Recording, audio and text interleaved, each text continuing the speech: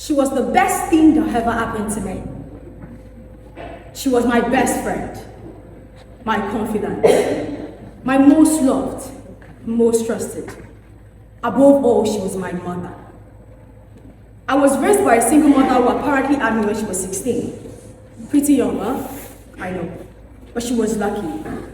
She was lucky in an African country like hers to be accepted by a mother with both hands. Well, how about my father, right? I don't know who he is. But one thing I know for sure was that she tried. She tried to paint him as a good man, but I could tell.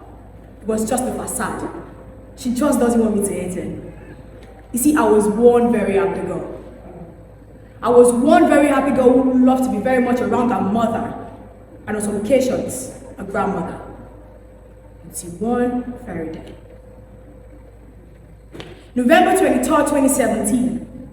I got back from school so excited to share the news of my school going for an excursion in a week time. I was to pay the sum of 70,000 naira, but I got disappointed.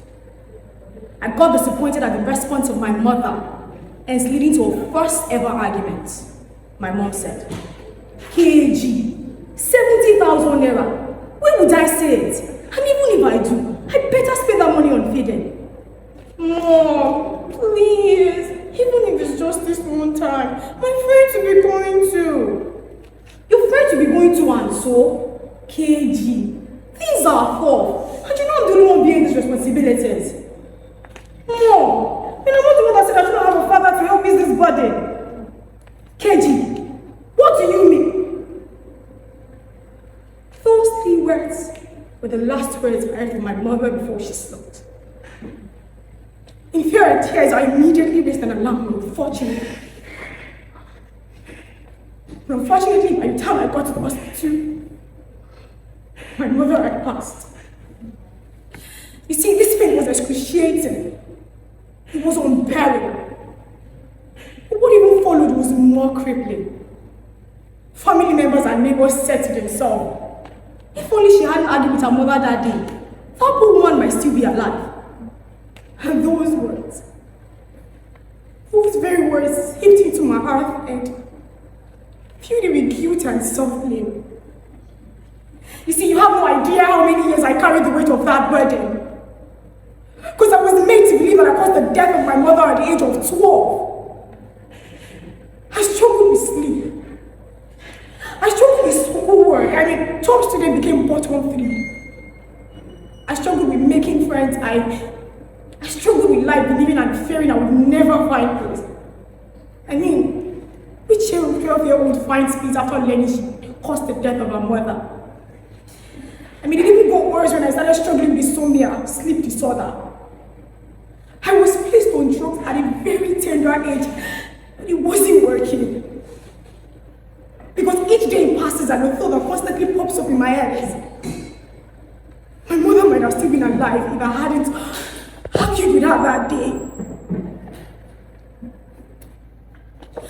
And then my grandmother started getting worried that I would end up hurting myself. And one evening she took me to a serene riverbank, picked a few stones and said to me, Moreni KG.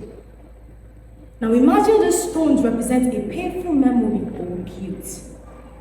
Now you pick them, throw them into the river, and let go of this guilt. I didn't budge. I stared at her in silence and she continued, Moremi KG.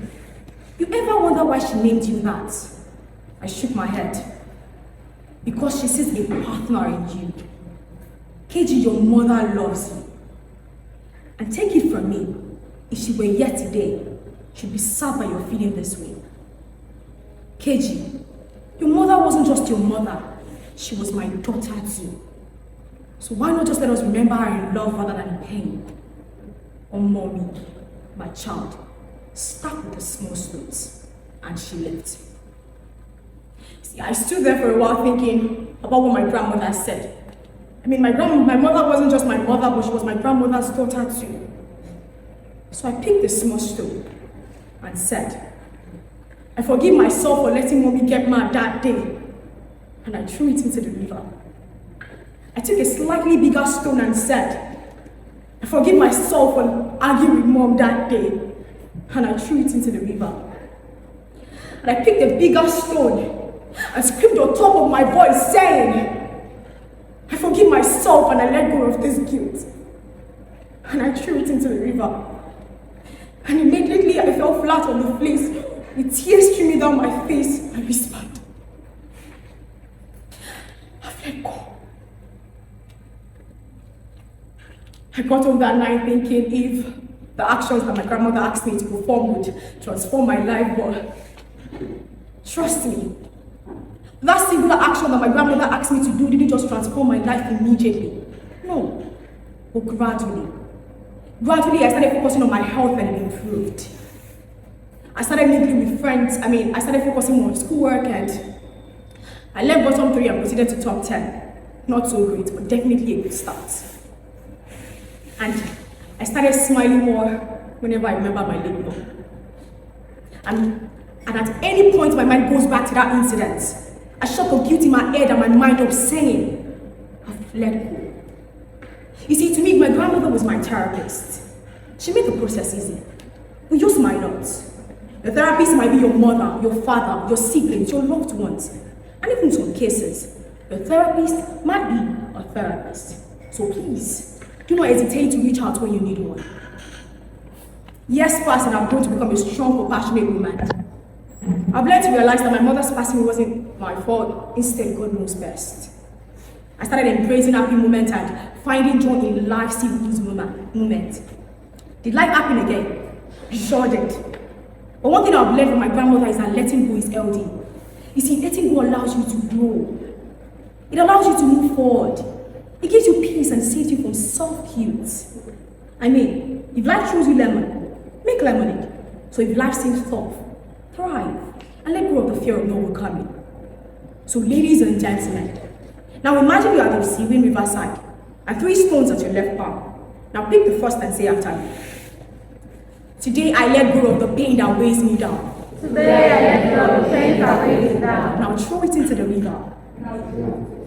Pick the second stone and say, today I let go of the past and embrace the future of now. Today I let go of the past and embrace the future of now. Now throw it into the river. Now pick the last stone and say, today I let go and I'm free. Today I let go and I'm free. Now throw it into the river. Inhale. Exhale. So whenever you're reminded of any incidents, pain that has constantly made you live in guilt and self-blame, always remember to pick the stones of such pain and throw them into the river. Let it go. And pick yourself up from there. Let go.